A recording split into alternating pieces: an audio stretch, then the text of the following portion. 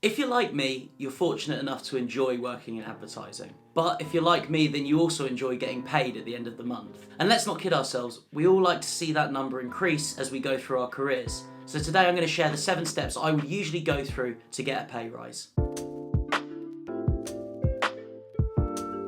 Welcome to Media Imposter. My name's Jack and I'm here to help you make sense of advertising, creativity and careers. And if you're new here, please do hit that subscribe button so that you get notified when my new videos come out. When you start working in advertising, there are quite a few things that you probably won't get taught how to do. There are things that the agency you're working for probably don't want you to know how to do, like asking for a pay rise. There are 4 main ways that you can earn more money while working at an agency. The first is getting a pay rise, the second is getting promoted, the third is leaving and getting a job at a different agency, getting paid more money, and the fourth is drug dealing. Obviously there are only 3 and that last one was a joke, but if you're stupid enough to try that extremely high risk approach, then I hear it can be incredibly lucrative. In the UK, we're pretty bad about talking about money, and for some bizarre reason, it's a bit of a taboo. We shy away from asking for more money because we're afraid that we might be judged for it. The worst thing that can happen is they turn around and say no. Then you're in the same position you were in the first place. Over the years, I've done reasonably well out of pay rises by employing a pretty similar approach each time. So today, I'm going to share how I do it. It's not the only way, and it may not even be the right way, but it's worked for me over the years. But hopefully by listening to me talk through this, it can help you with asking for your own pay rise. Then you can finally go out and finish that tattoo sleeve, get yourself out of your overdraft, and maybe move into a flat share that isn't above a kebab shop. So here are the 7 steps that we're going to follow. The first is working out if you actually deserve a pay rise or not. The second is preparing your case. The third is working out who to ask. Fourth is about timing your run. The 5th is the conversation itself. The 6th is the follow-up. And the final part is going to be looking at what you do if they say no. So stage 1 is working out, do you actually deserve a pay rise? Now, if you're anything like most normal people, you'll be thinking to yourself, probably not. Because inside you have a little voice that says things like this. You don't know what you're doing and you're lucky you've even got a job in the first place. Well, you want to get paid more? If you go and ask for a pay rise, then they'll actually pay you less just because you asked. Here's a way that I use of being objective to get past that voice. You might already have a copy of a job description from when you applied. Dig that out, and if you don't have it, email HR or whoever looks after that in your company so that they can share it with you. Whilst you're at it, ask them for a copy of the job description that would be the position that you might be promoted into. Then I want you to go through your job description and put a tick next to all the expectations that you're meeting. Now, job descriptions are always worded in this kind of very high and mighty sort of way that makes you doubt whether you are actually doing your job. But be kind to yourself, cut yourself a bit of slack, try and jot down lots of examples that support each point. If you're going through your job description and you're ticking next to pretty much everything, then you're looking pretty good. Then I want you to perform the exact same exercise with the job description above you. Again, if you're getting a few in here, then you're looking pretty good. Now, if you're in a big agency, or to be honest with you, anywhere that's managing you properly, you should have a list of goals and objectives that you've got to perform against for the year. Now, have a look at those and see if you're meeting them. Have you already met them? If you're looking down at a list of ticks and examples, then you should be starting to think to yourself, actually, maybe I do deserve a pay rise. So once you've established that you think you do actually deserve a pay rise and you've got some thoughts about why that might be, it's time to move on to the second stage, which is about preparing your case. So like everything that's important in life, you need to make sure that you prepare properly for this conversation so that you're not stood there in the meeting room with your trousers around your ankles looking like a plonker. As part of preparation, you need to work out what your case is going to be and how much more you're going to ask to be paid. Now, even if you've got loads and loads of reasons why you deserve that pay rise, you don't want to be going in there with an Arnold Schwarzenegger style ammunition belt of answers just ready to fire them off until the person you're speaking to just gives in, because that's not how it works. What you've got to try and do is be really clear and concise so that when they walk away from that meeting, they can remember all of the different reasons that you've said if they're not writing them down. So I want you to go through all of these examples that you've written down and write down the 5 that you think are the strongest and most important. Here's another really important tip. Each of these reasons has to be related to your impact on the business. You need to think about this as reasons why they should be giving you more money. Now, as much as you might be thinking I live in a rat-infested hellhole in East London, that's not their problem. They're not a charity, they don't have to give you more money. You have to be giving them a clear case for it. So steer away from personal reasons and look far more towards actual professional reasons. So the first thing you need to do is work out how much you think you should be getting paid. Are you actually being underpaid at all, or are you doing quite well? in which case you might need to think about whether or not you want to be promoted or not. An easy way to do this is just to talk to people. If you've got some friends in your agency who are in a similar position to you, then go and talk to them about it. I mean, you might have to buy them a couple of pints at first or take them out for lunch or something, but it'd be worth it to get a better idea of where you stand. It'll also help them work out if they're being paid enough, and ultimately we all want to get paid properly. This is something that agencies don't really want you to do, so don't make a big song and a dance about it. Another way might be to go and speak to a mentor figure or someone like that and just try and have an objective discussion with them about it. If you're too shy to do this, which is fair enough, then work out what a 20% increase of your salary would look like. If you were to get this, this would be a really good result. So it's more of just an opening negotiation position. Basically, you're going to be haggling, and if you've never been to a market in your life and actually done any haggling, look at the scene from The Life of Brian where he's haggling over a gourd in the market, and it will explain to you the basic principles. So you won't be getting the amount that you asked for unless you're incredibly lucky.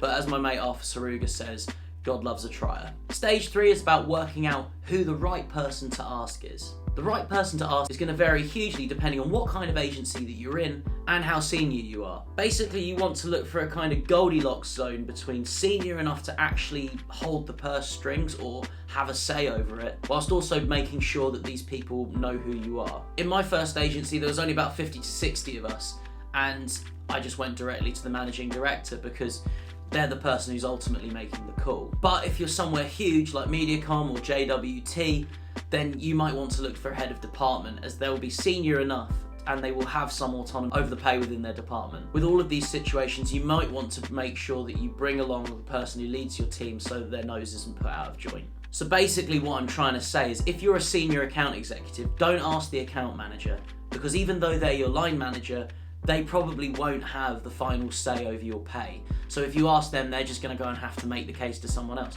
For me, I just skip that stage. Just go straight to the people who can make the decision. Then if you get told you have to go through the other process, it's fine. But now they're aware that you want one. So once you've worked out that you actually deserve a pay rise, you've worked out what your case for a pay rise is and how much you want, you've worked out who you're going to ask for one, the next stage is about timing your run so that you give yourself the best chance possible. So try and put yourself in their shoes.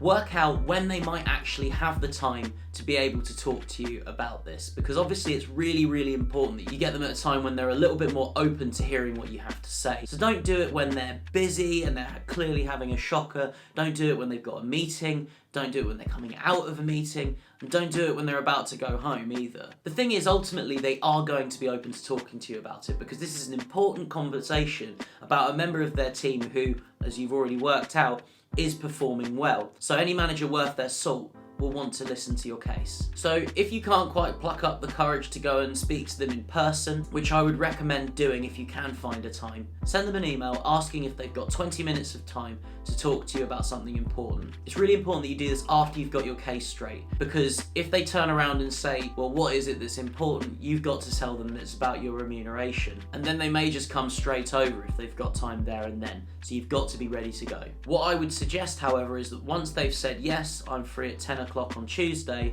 for example, you go and book a meeting room, because you want the privacy of a meeting room to be able to discuss this, and you want to ensure that the conversation has the gravity that it deserves. Basically, if you can avoid it, you don't want to be sat on a fucking beanbag next to the kitchen like an idiot. So the next stage is actually having the conversation. If the person that you're going to be speaking to is at their desk before the meeting, then go over there and ask them if they want a cup of tea or coffee before the meeting. Not because you're sucking up, but just because it's polite. Make sure once you've gone and made the drinks, you go into the room, sit there and get ready and have your 5 points written out in a notebook in front of you so that you can remember what they are as they go through. This isn't going to reflect badly on you, it just makes you look prepared. If they don't know that this conversation's about a pay rise, then chances are they probably think that you're leaving, so you're already on the front foot here. When they walk in, again, I know I always say this in every video, but smile. It's important that it sets the tone and it makes you look confident. Be clear and to the point.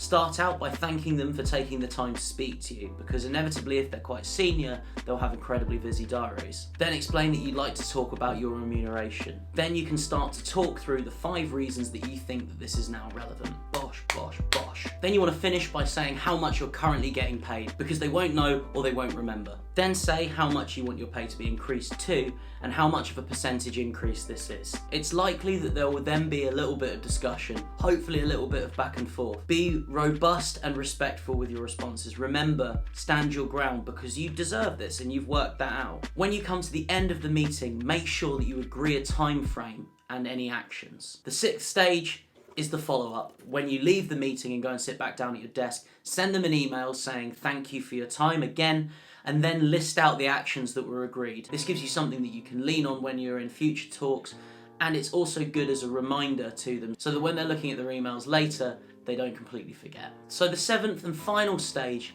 is working out what happens if they say no, which they might do for a number of different reasons. You need to work out what it is that you want to do. Now, if it's the first time that you've asked for a pay rise, then what you want to do if they say no is to sit them down or email them and ask them to put in targets and milestones for what you'd have to do to be able to get that pay rise. It's also really important to put a deadline on it so that it's not just put away and then forgotten. If it's the second time that you've asked for a pay rise and they're still saying no, then maybe you need to be a little bit more honest with yourself about whether or not you are actually ready for a pay rise and whether you are performing at the level required. But if you clearly are, then it might be time to start considering whether or not you're okay with being undervalued and whether you should perhaps be looking to get a slightly better paid role elsewhere. Third option is that you kind of just sulk away with your tail between your legs and you just kind of put it to one side and you carry on as you are. Don't do this, because if anything, now is the time to double down. Get yourself an action plan in place